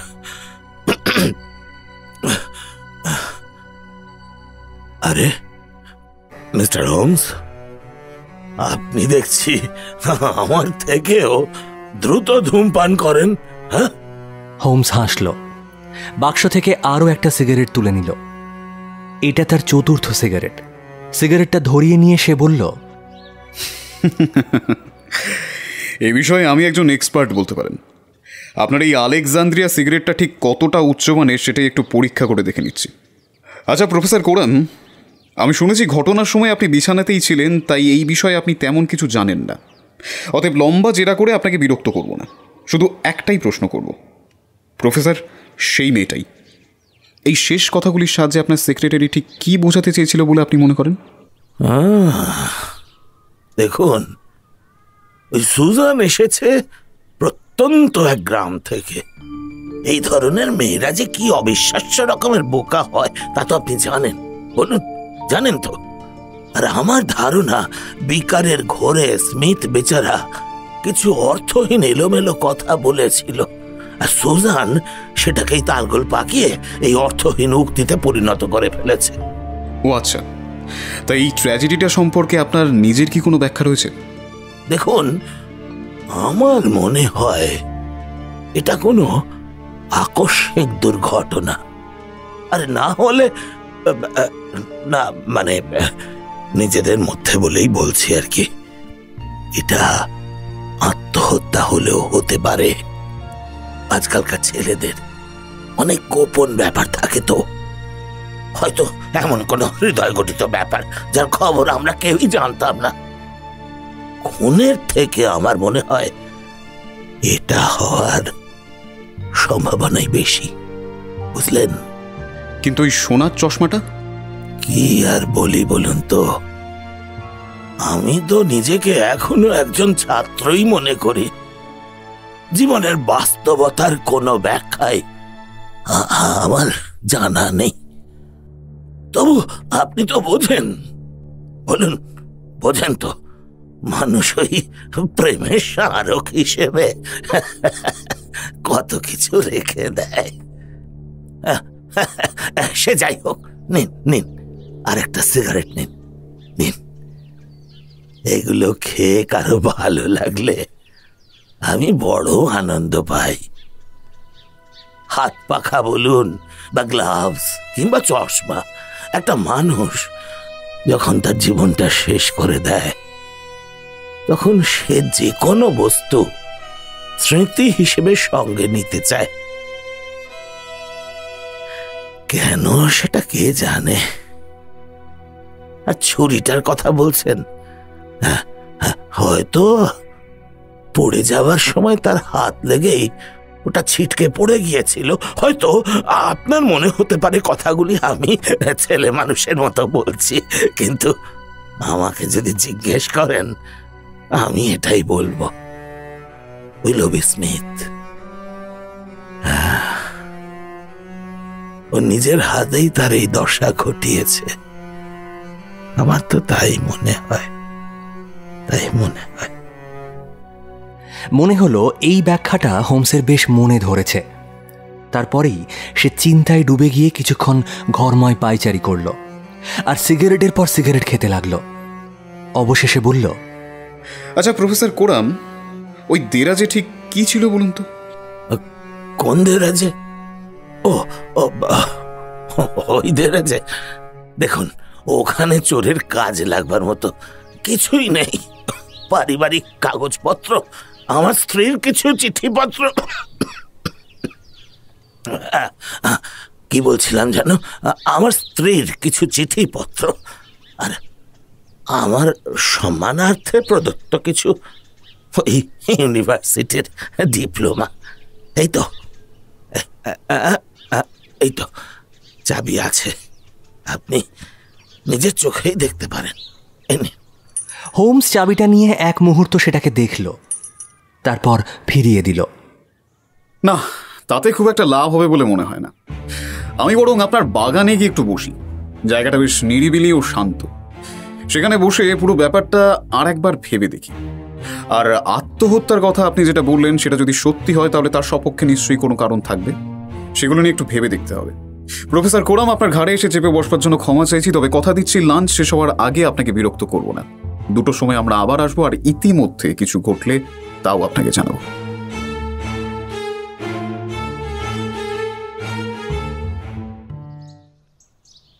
এবার হোমস আশ্চর্য রকমের অন্যমনস্ক হয়ে পড়ল। কিছুক্ষণ চুপচাপ বাগানের পথ ধরে এদিক ওদিক হাঁটতে লাগল। কোনো সূত্র পেলে কি? সূত্র? যে সিগারেটগুলো খেলাম তার উপরেই সবটা নির্ভর করছে। হয়তো আমারই ভুল, তবে সেটা সিগারেটই ধরিয়ে দেবে। কি সব আবল তাবল বকছো শার্লক? সিগারেট তোমাকে তোমার ভুল ধরিয়ে দেবে? ঠিক আছে, অপেক্ষা করো, নিজেই দেখতে পাবে। আর যদি দেখতে না পাও তাতেও কোনো ক্ষতি নেই। অবশ্য চোখের ডাক্তারের সূত্রটা তো হাতে আছেই, কিন্তু এটা পেলে কেসটা আরো সহজে সমাধান করা যাবে। আরে ওই তো মিসেস মার্কার আসছে, ওর সাথে কিছু কথা বলাটাও জরুরি। চলো। আগেও অনেকবার আমি কথা বলেছি যে ইচ্ছে করলে হোমস খুব সহজেই মেয়েদের বিশ্বাস অর্জন করে ফেলতে পারে, এবং খুব অল্প সময়ের মধ্যেই সেই ইয়ক্সলি ওল্ড প্লেসের হাউসকিপারের মন জয় করে ফেলল, এবং এমনভাবে তার সঙ্গে গল্প জুড়ে দিল যেন কত বছরের পরিচয়। হ্যাঁ মিস্টার হোমস, একদম ঠিক বলেছেন আপনি। উনি ভীষণ ধূমপান করেন। সারাদিন তো করেনি, আবার অনেক সময় সারাটা রাতও স্যার। একদিন সকালে ঘরে ঢুকে যা অবস্থা দেখলাম স্যার, লন্ডন শহরের কুয়াশাকেও হার মানাবে। আর বেচারা মিস্টার স্মিথ, উনিও সিগারেট খেতেন, কিন্তু প্রফেসরের মতো নয়। আর প্রফেসরের স্বাস্থ্যের কথা যদি বলেন, ধূমপান করলে স্বাস্থ্য ভালো হয় না খারাপ হয় সেটা আমি বলতে পারবো না। আহা, কিন্তু বেশি সিগারেট খেলে তো খিদে মরে যায়। তা তো ঠিক জানি না স্যার। আমার মনে হয় প্রফেসর কিছুই খান না, তাই না? দেখুন, খাওয়ার ব্যাপারটা এক এক দিন এক এক রকম। অন্তত ওনার বেলায় তো তাই। যে পরিমাণে সিগারেট আজ তাকে খেতে দেখলাম, তাতে আমি বাজি ধরে বলতে পারি আজ সকালে তিনি ব্রেকফাস্ট খাননি, আর মনে হয় না দুপুরেও তিনি লাঞ্চ করবেন ঠিক করে। এখানে আপনি হেরে গেলেন স্যার, কারণ সকালে তিনি খুব হেভি ব্রেকফাস্ট করেছেন। এর থেকে বেশি খেতে তাকে কখনো দেখেছি বলে তো মনে পড়ে না। আর লাঞ্চের জন্যও তো কাটলেটের একটা ভালো ডিশের অর্ডার করেছেন। আমি নিজেও অবাক হয়ে গেছি, কারণ গতকাল ওই ঘরে ঢুকে মিস্টার স্মিথকে মেঝেতে পড়ে থাকতে দেখার পর থেকে আমি তো খাবার জিনিস দু চোখে দেখতে পারছি না। আতঙ্ক হচ্ছে আমার। অবশ্য নানা রকমের লোক নিয়েই তো সংসার। এই ঘটনায় প্রফেসরের খিদে কিন্তু একটুও কমেনি।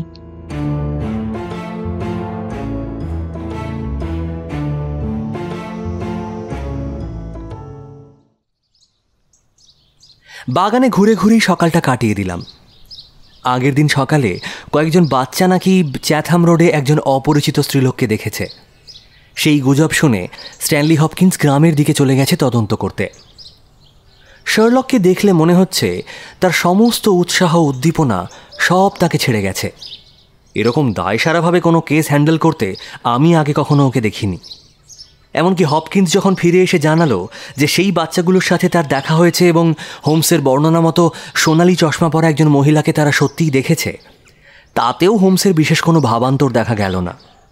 বরং দুপুরে খেতে বসে সুজানের বলা একটা কথায় হোমস যেন একটু নড়ে চড়ে বসল।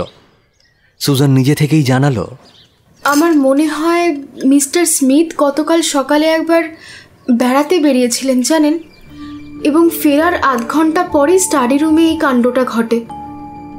হোমস কেন জানি না এই কথাটা খুব মনোযোগ দিয়ে শুনল, কিন্তু এই কথার কোনো তাৎপর্য আমি বুঝতে পারলাম না। কিন্তু পরিষ্কার বুঝতে পারলাম হোমস এই ঘটনাকে তার নিজস্ব পরিকল্পনার সঙ্গে মিলিয়ে নিতে মনে মনে সচেষ্ট হয়ে উঠেছে। হঠাৎই চেয়ার থেকে লাফিয়ে উঠে ঘড়িটা দেখল, বলল, ওয়াটসন, হপকিন্স, চলো, 2টো বাজে। এবার ওপরে গিয়ে প্রফেসরের সাথে কথা বলে কেসটার ফয়সালা করে ফেলা যাক।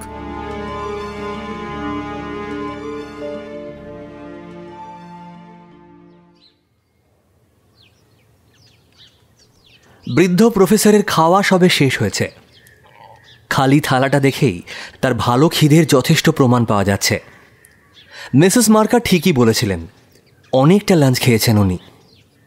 সাদা দাড়ি ও জ্বলন্ত চোখ নিয়ে তিনি যখন আমাদের দিকে মুখ ফেরালেন, তখন তাকে মনে হচ্ছিল রহস্যময় একজন ঐন্দ্রজালিক।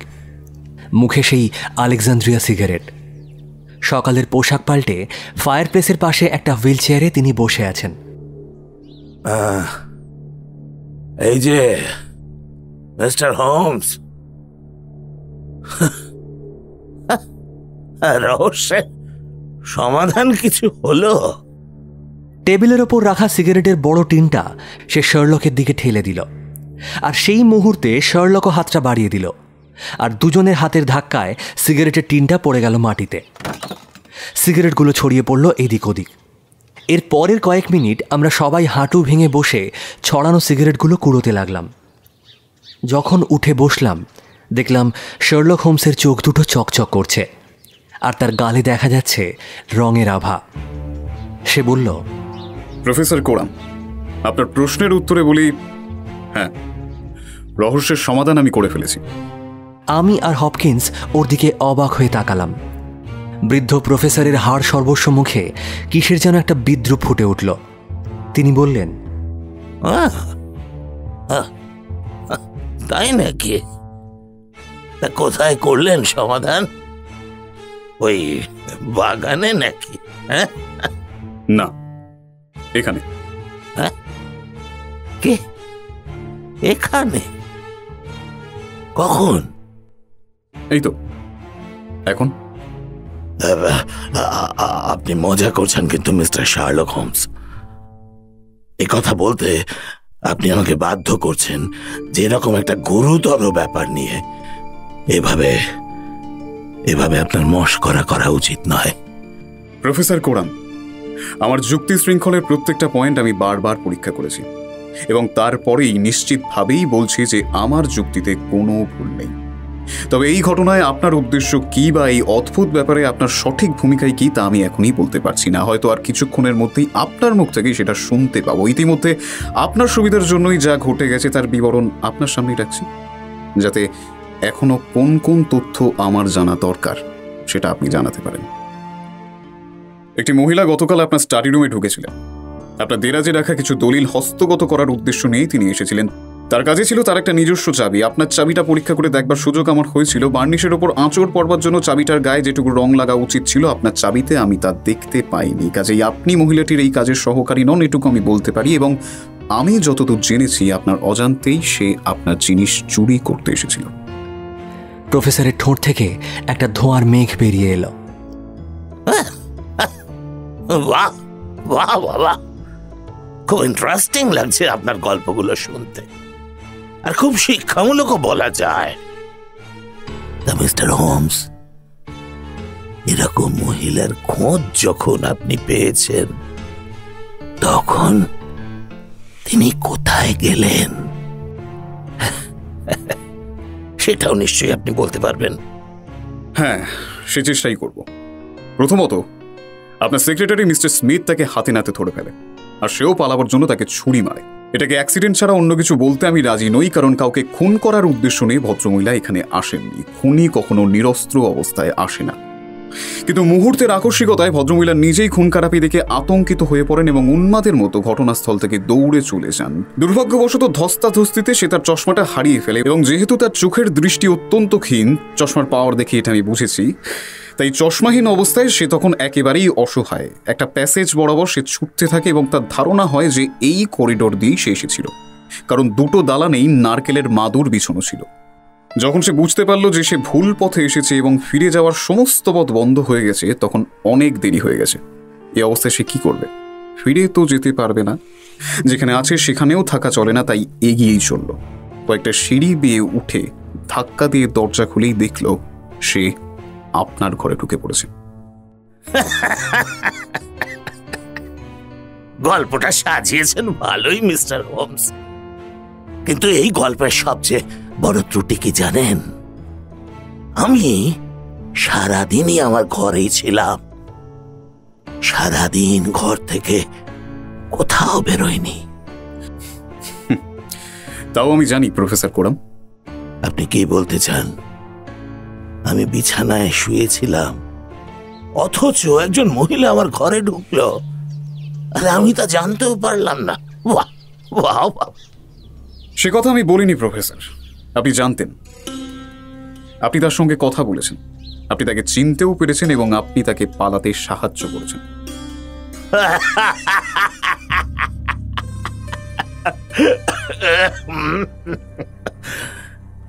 প্রফেসর আবারও উচ্চ কণ্ঠে হেসে উঠলেন। তিনি তখন বিছানাটা ধরে ধরে সোজা হয়ে উঠে দাঁড়িয়েছেন। দুটো চোখ আগুনের মতো জ্বলছে। চিৎকার করে বললেন, আপনি পাগল মিস্টার হোমস, পাগলের মতো কথা বলছেন। আমি তাকে পালাতে সাহায্য করেছি, আমি তাকে পালাতে সাহায্য করেছি, তাই নাকি?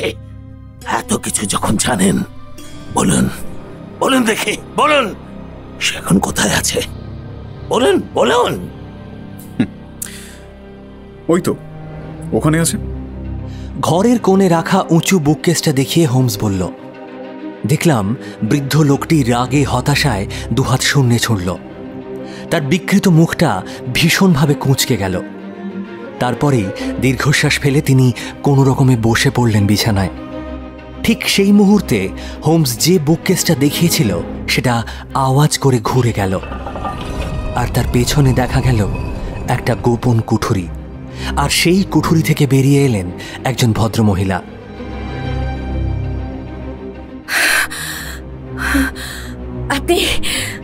আপনি ঠিকই বলেছেন, আমি এখানেই আছি। আমরা সবাই চমকে গিয়েছিলাম। ওর শরীরে ধুলো ভর্তি। গোপন কুঠুরির দেওয়াল দেখলাম মাকড়সার জালে মাখামাখি। মহিলার মুখেও নোংরা কালো ছাপ পড়েছিল। কোনোভাবেই সুশ্রী বলা চলে না ওকে। হোমস তার শারীরিক গঠনের যা যা বর্ণনা দিয়েছিল তার সাথে হুবহু মিল রয়েছে দেখলাম। তাছাড়া যেটা রয়েছে সেটা হলো একটা লম্বা শক্ত চিবুক। ভদ্রমহিলার চোখের দৃষ্টি ক্ষীণ হওয়ার কারণেই বোধহয় বুককেসের পেছন থেকে বেরিয়ে আসার পর তিনি আমাদের চোখ কুঁচকে দেখার চেষ্টা করলেন, বোঝার চেষ্টা করছিলেন যে আমরা কারা। অবশ্য এটা এইমাত্র অন্ধকার থেকে বেরোনোর ফলেও হতে পারে। কিন্তু এত সব ত্রুটি থাকা সত্ত্বেও ভদ্রমহিলার চালচলনে একটা অদ্ভুত বনেদিয়ানা ফুটে উঠছিল। কিছু মানুষের মধ্যে সহজাতভাবে এই প্রবৃত্তি থাকে। এই ধরনের মানুষেরা খুব সহজেই শ্রদ্ধা ও প্রশংসা আদায় করে নিতে পারে। স্ট্যানলি হপকিন্স তাকে অ্যারেস্ট করার উদ্দেশ্যে তার কাঁধে হাত রাখলে মহিলাটি খুব আলতোভাবে সেই হাতটা সরিয়ে দিল। তার আচরণে এমন একটা কর্তৃত্বের ছাপ ফুটে উঠল যেটাকে অমান্য করা চলে না। বৃদ্ধ লোকটি তখনও বিছানায় বসে আছে, তার মুখটা কাঁপছে, এক দৃষ্টিতে তাকিয়ে আছে মহিলাটির দিকে। মহিলা বললেন, হ্যাঁ স্যার, আমাকে গ্রেপ্তার করবেন তো? জানি ওই অন্ধকার কুঠুরির মধ্যে দাঁড়িয়ে দাঁড়িয়ে আমি সবটাই শুনেছি। আমি এও জানি আপনি সবটাই জেনে গেছেন। সব স্বীকার করছি। আমি ছেলেটিকে খুন করেছি, কিন্তু আপনি ঠিকই বলেছেন, আমি আমি আমি খুনটা করতে চাইনি। হঠাৎই সবটা ঘটে গেল। আমার হাতে যে একটা ছুরি উঠে এসেছে সেটাও আমি বুঝতে পারিনি। বেপরোয়া হয়ে হাতের কাছে যা পেয়েছিলাম তাই তুলে নিয়ে তার হাত থেকে ছাড়া পাওয়ার জন্যই তাকে আঘাত করেছিলাম। বিশ্বাস করুন, আমি সত্যিই বলছি। হোমস বলল, ম্যাডাম, আমি জানি আপনি সত্যিই বলছেন, কিন্তু আপনাকে তো আমার সুস্থ বলে মনে হচ্ছে না। ওর মুখটা কালো হয়ে গেছে, ঝুল কালি মেখে আরো বিভৎস দেখাচ্ছে। বিছানার একপাশে বসে তিনি আবার কথা বলতে শুরু করলেন।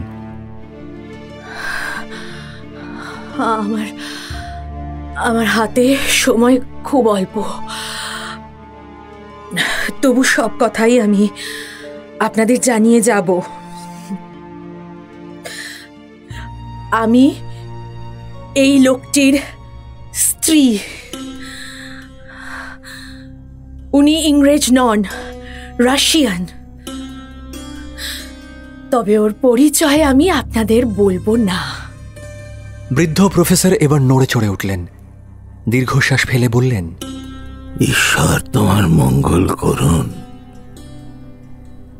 তোমার মঙ্গল করুন। না, তীব্র ঘৃণার দৃষ্টিতে ভদ্রমহিলা তার দিকে তাকালেন, বললেন, তোমার এই জঘন্য ঘৃণ্য জীবনটাকে কেন তুমি এমন ভাবে আঁকড়ে ধরে আছো সার্গিয়াস?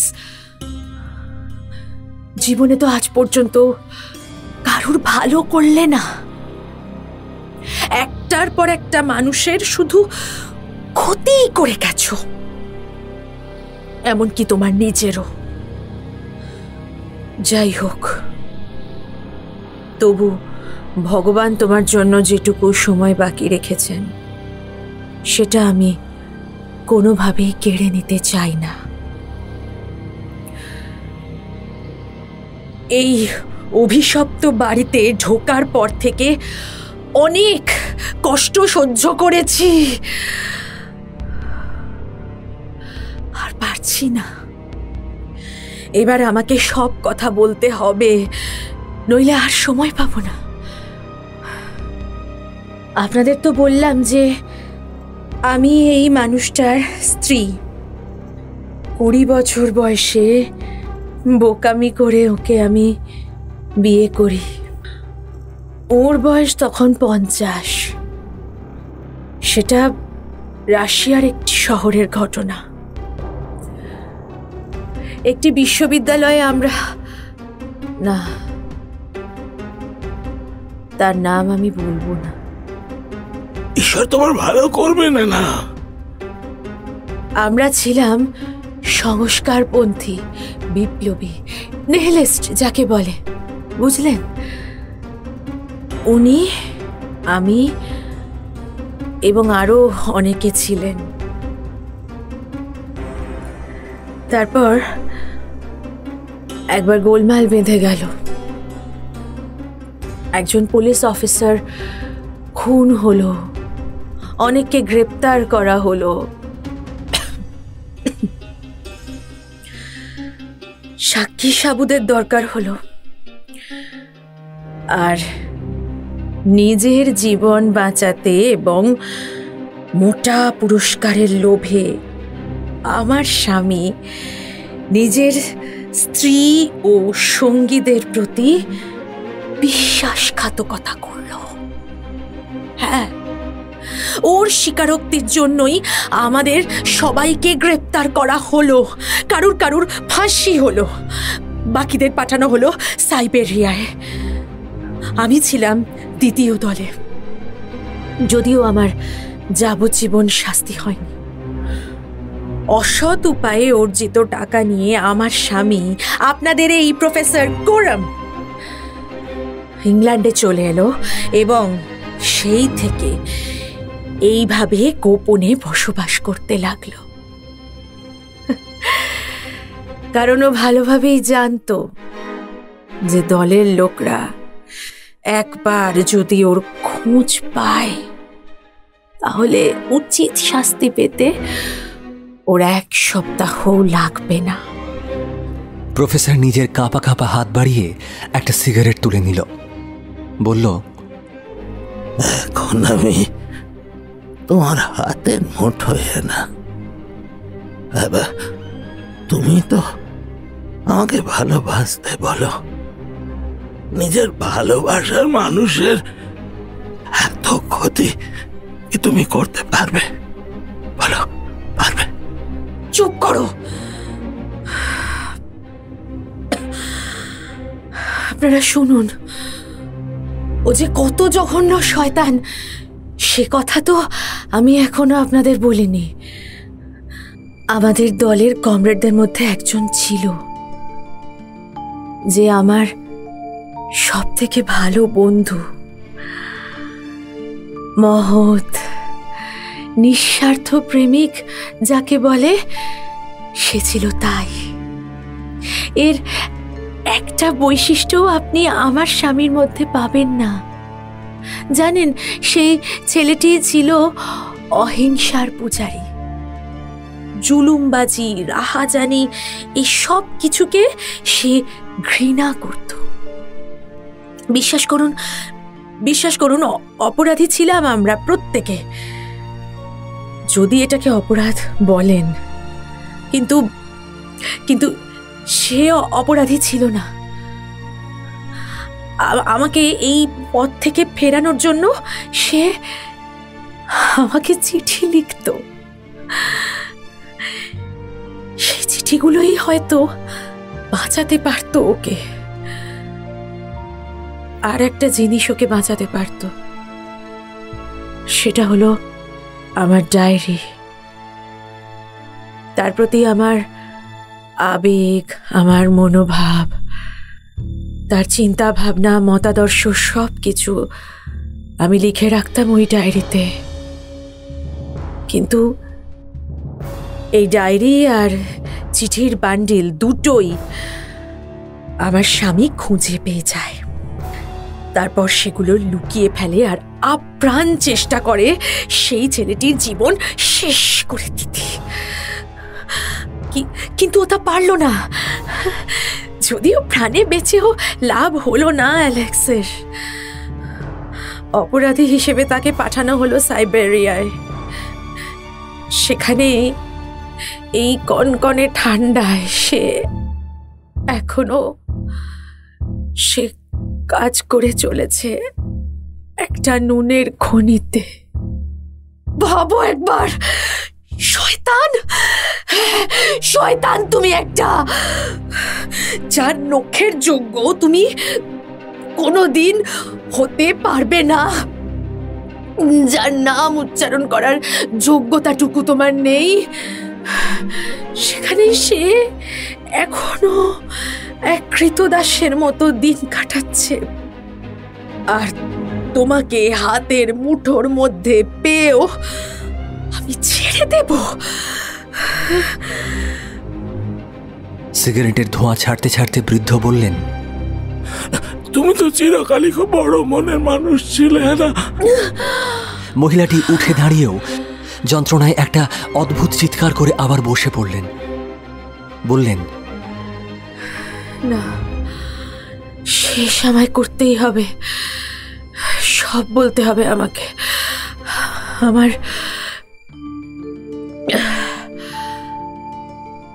আমার শাস্তির মেয়াদ শেষ হতেই আমার হারানো চিঠি আর ডায়েরিটা উদ্ধার করার চেষ্টায় উঠে পড়ে লাগলাম। আমি জানতাম রাশিয়ান গভর্নমেন্টের কাছে এগুলো পাঠাতে পারলেই আমার বন্ধু মুক্তি পাবে। জানতে পারলাম আমার স্বামী ইংল্যান্ডে এসেছে। দিনের পর দিন, মাসের পর মাস খুঁজতে খুঁজতে তার সন্ধান পেলাম। আমি জানতাম ডায়েরিটা এখনো তার কাছেই আছে, কারণ সাইবেরিয়ায় থাকাকালীন একবার ও আমায় চিঠি লিখেছিল। তখনই ডায়েরির পাতায় লেখা আমার কিছু কথা তুলে ধরে আমাকে উল্টোপাল্টা কথা বলেছিল। আর আমি এ কথাও ভালোভাবেই জানতাম যে ওর যেরকম প্রতিহিংসা পরায়ণ স্বভাব, তাতে স্বেচ্ছায় সে নিজের ডায়েরিটা আমাকে দেবে না। কিন্তু ওটা আমাকে পেতেই হবে। সেই উদ্দেশ্যে একটি বেসরকারি গোয়েন্দা সংস্থার একজনকে আমি নিয়োগ করি। সেও সেক্রেটারির কাজ নিয়ে এই বাড়িতে এসেছিল। সেই তোমার দ্বিতীয় সেক্রেটারি ছিল, আর কয়েকদিনের মধ্যেই সে চাকরি ছেড়ে চলে গিয়েছিল। সে জেনে গিয়েছিল যে দরকারি কাগজপত্র সব দেরাজে থাকে, সাথে চাবির একটা ছাঁচও সে করে নিয়ে গিয়েছিল। এর বেশি কিছু করতে সে রাজি হয়নি। বাড়ির একটা প্ল্যান আমার হাতে দিয়ে বলেছিল দুপুরের আগে স্টাডি রুমটা ফাঁকা থাকে, কারণ সেক্রেটারিকে তখন শোবার ঘরেই কাজ করতে হয়। তাই শেষ পর্যন্ত সাহসে বুক বেঁধে আমি নিজেই এসেছিলাম কাগজগুলো নিতে। সফলও হলাম, কিন্তু কি চরম মূল্য দিতে হলো একজন নিরপরাধ মানুষকে। সবে কাগজগুলো হাতে নিয়েছি এমন সময় ছেলেটি আমাকে ধরে ফেলল। সেদিন সকালেই ওর সঙ্গে আমার দেখা হয়েছিল। রাস্তায় তাকে দেখতে পেয়ে প্রফেসর কোরামের বাড়ির খোঁজ করেছিলাম, কিন্তু সে যে এখানেই চাকরি করে তা আমি জানতাম না। এক্স্যাক্টলি। স্মিথ বাড়ি ফিরে প্রফেসরকে তার পথে দেখা মহিলাটির কথা বলেছিল। তাই সে শেষ নিঃশ্বাস ফেলবার আগে এই কথাটাই জানাতে চেয়েছিল। বলেছিল প্রফেসর সেই মেয়েটা। বুঝতে পারলে হকিন্স? যন্ত্রণা কুঞ্চিত মুখে মহিলাটি আদেশের সুরে বললেন, আমাকে বলতে দিন, আর বেশি সময় নেই আমার কাছে। ছেলেটি পড়ে যেতেই আমি ঘর থেকে ছুটে বেরিয়ে গেলাম। দরজা ভুল করলাম এবং ঢুকে পড়লাম আমার স্বামীরই ঘরে। সে আমাকে ধরিয়ে দেওয়ার কথা বলতেই আমিও তাকে বললাম যে সে কাজ করলে তার জীবনও আমি শেষ করে ছাড়ব। সে যদি আমাকে আইনের হাতে তুলে দেয় তাহলে আমি তাকে তুলে দেব আমাদের অর্গানাইজেশনের হাতে। বিশ্বাস করুন, নিজের জন্য বাঁচবার ইচ্ছা আমার ছিল না। আমি বাঁচতে চেয়েছিলাম আমার কাজটার জন্য, না হলে যে অ্যালেক্সি সারা জীবন ওই নুনের খনিতে পচে মরবে। আর আমার স্বামী জানতো আমি এক কথার মানুষ। তার ভাগ্য আমার ভাগ্যের সঙ্গেই জড়িত। শুধুমাত্র সেই কারণেই ও আমাকে আশ্রয় দিল। ওর মনে কোনো দয়া মায়া রয়েছে এসব ভেবে বসবেন না যেন। ও আমাকে ঠেলে দিল ওই অন্ধকার গুপ্ত স্থানে। যত রাজ্যের জঞ্জাল রাখার ওই জায়গাটার কথা শুধু ওই জানতো। নিজের ঘরেই তার খাবার আসতো, আর সেখান থেকেই কিছুটা ও আমাকে খেতে দিত। কথা হলো, পুলিশ আজ বাড়ি থেকে চলে গেলে রাতের অন্ধকারে আমি লুকিয়ে চলে যাব, আর কোনোদিন ফিরে আসব না। কিন্তু যেমন করেই হোক আমাদের সব পরিকল্পনা আপনি ধরে ফেললেন। ড্রেসের আমার শেষ কথাগুলো প্লিজ শুনে রাখুন। এই প্যাকেটটাই অ্যালেক্সিকে বাঁচাবে। ন্যায় বিচারের প্রতি আপনার শ্রদ্ধা রয়েছে বিশ্বাস করেই এটা আপনার কাছে রেখে যাচ্ছি।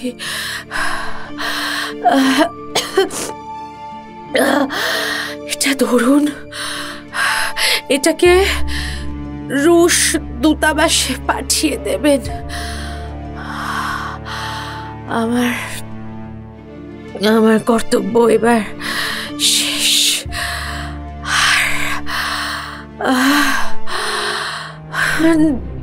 ওকে ধরো ওয়াটসন। হোমস চিৎকার করে উঠল। এক লাফে ঘরের ওপাশে গিয়ে মহিলাটির হাত থেকে একটা ছোট শিশি সে জোর করে ছিনিয়ে নিল। বিছানায় ঢলে পড়ে মহিলাটি বললেন, অনেক অনেক দেরি হয়ে গেছে, অনেক অনেক দেরি। ওই কুঠুরি থেকে বেরিয়ে আসার আগেই আমি বিষ খেয়েছি। আমার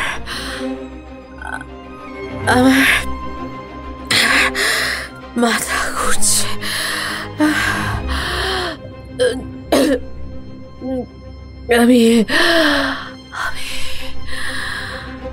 আমি এলাম।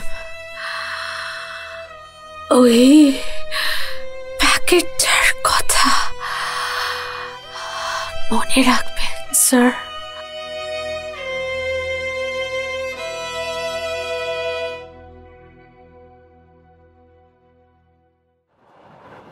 লন্ডনে ফেরার পথে ট্রেনে বসে শার্লক হোমস বলল, কেসটা খুবই সহজ। এটাও যেমন ঠিক তেমনি কেসটা থেকে অনেক কিছু শেখারও আছে, আবার বেশ শিক্ষামূলকও বটে। কিরকম স্যার? দেখো, শুরু থেকেই সোনার চশমাটার উপর আমার দৃষ্টি পড়েছিল। ঘটনাক্রমে মৃত ছেলেটির হাতে যদি ওই চশমা না পাওয়া যেত তাহলে আমরা এত সহজে হয়তো কেসটা সলভ করতে পারতাম না। চশমাটার পাওয়ার অত বেশি দেখে আমি পরিষ্কার বুঝেছিলাম যে এই চশমা যে পরে তাকে প্রায় অন্ধই বলা চলে, এবং চশমা ছাড়া সে একেবারেই অসহায়। তোমার হয়তো মনে আছে হপকিন্স, তুমি যখন বলেছিলে মহিলাটি একবারও ভুল পা না ফেলে ওই সরু ঘাসের জমিটার উপর দিয়ে হেঁটে গিয়েছে, তখন আমি বলেছিলাম যে কাজটা অসাধারণ, মনে রাখবার মতো। কারণ আমি তখনই ধরে নিয়েছিলাম যে সঙ্গে আরেকটা চশমা না থাকলে এই কাজ করা তার পক্ষে অসম্ভব, আর তাছাড়া আরেকটা চশমা অকারণে কেউ নিয়ে ঘুরবেই বা কেন। দুটো করিডোরের মধ্যে একই ধরনের মাদুরের মিল দেখেও আমার মনে হয়েছিল যে মহিলাটি হয়তো ভুল করে অধ্যাপকের ঘরেই ঢুকে পড়েছিল। এই ধারণার উপর ভিত্তি করেই আমি চারিদিকটা ভালো করে দেখলাম। আসলে ঘরে লুকোবার মতো একটা জায়গার খোঁজ করছিলাম। ঘরের কার্পেটটা সারা ঘর জুড়েই পাতা এবং শক্ত করে পেরেক দিয়ে আটা, তাই মেঝেতে কোনো গুপ্ত দরজা থাকতে পারে এই সম্ভাবনাটা বাতিল করে দিলাম। তখন মনে হলো বইগুলোর পেছনে হয়তো ফাঁকা জায়গা থাকতে পারে। তোমরা হয়তো জানো, আগেকার দিনে লাইব্রেরিতে এই ধরনের ব্যবস্থা রাখা হতো। তখনই চোখে পড়ল ঘরের মধ্যে বই রাখার জায়গা নেই, এমনকি মাটিতে এখানে ওখানে স্তূপ আকারে বই সাজানো, অথচ বুক কেসের চারপাশটা ফাঁকা। মনে হলো ওটাই দরজা হতে পারে। যদিও সঠিকভাবে বুঝবার কোনো চিহ্ন দেখতে পেলাম না, কিন্তু কার্পেটের রংটা ধূসর বাদামি হওয়ায় পরীক্ষা করার সুবিধা হলো। তারপরই প্রফেসরের ওই আলেকজান্দ্রিয়া সিগারেট অনেকগুলো খেতে শুরু করলাম এবং সন্দেহজনক বুক কেসটার সামনে বেশ ভালো করে ছাই ছড়িয়ে দিলাম। কৌশলটা খুব সহজ মনে হলেও বেশ কাজে লাগলো। কিন্তু নিচে নেমে গেলাম। তুমি হয়তো আমার কথার অর্থ তখনও ভালো করে বুঝতে পারোনি ওয়াটসন। কোন কথা? আমি কিন্তু মিসেস মার্কারকে তোমার সামনে ঘুরিয়ে জিজ্ঞেস করেছিলাম যে প্রফেসর কোরাম কি আগের থেকে বেশি খাবার খাচ্ছেন। আর একজন মানুষকে খাবার সরবরাহ করা হলেই সেটা কিন্তু সম্ভব, তাই না? আবার উঠে এলাম আমরা। সিগারেটের টিনটাকে উল্টে সেগুলো তোলার অজুহাতে মেঝেটাকে ভালো করে দেখতেই সিগারেটের ছাইয়ের ওপর পরিষ্কার পায়ের ছাপ দেখতে পেলাম। বুঝতে পারলাম আমরা যখন ছিলাম না তখন বন্দিনী লুকোনো জায়গা থেকে বেরিয়ে এসেছে। ব্রিলিয়ান্ট। ব্রিলিয়ান্ট নয়, elementary my dear Watson, elementary. আচ্ছা হপকিন্স, আমরা চেরিং ক্রস তো পৌঁছে গেছি। থ্যাংক ইউ এত সুন্দর একটা কেস আমার কাছে নিয়ে আসবার জন্য। তুমি তো এখন স্কটল্যান্ড ইয়ার্ডে যাবে। হ্যাঁ স্যার। গুড। চলো ওয়াটসন, তুমি আর আমি একটা গাড়ি নিয়ে রুশ দূতাবাসের দিকে এগোই। চলো।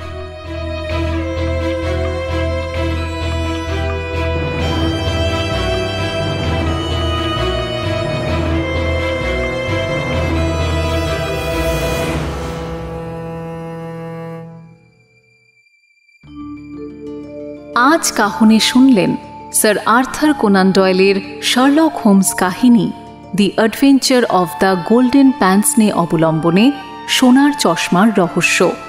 গল্পটা যদি আপনাদের ভালো লেগে থাকে তাহলে গল্পতে একটা লাইক এবং কাহনে একটা সাবস্ক্রাইব করে বেল আইকন প্রেস করে দেবেন কাইন্ডলি। কাহনের শার্লক হোমস সিরিজের অন্যান্য গল্পের ডিটেলস পাবেন ডেসক্রিপশনে। শার্লক হোমসের চরিত্রে Subhash, inspector Hopkins Souvik, Wilson Soumik, Mrs Marker Indrani, Susan Barnali, professor Coram Rupan, Anna Amrapali, সম্পাদনা কথা, Sherlock Holmes theme Ankur Subhabrata, গল্প পাঠে আবহ নির্মাণে এবং সমগ্র পরিচালনা আর.জে. অর্ণব। গল্পটা কেমন লাগলো অবশ্যই কিন্তু কমেন্টে জানাবেন।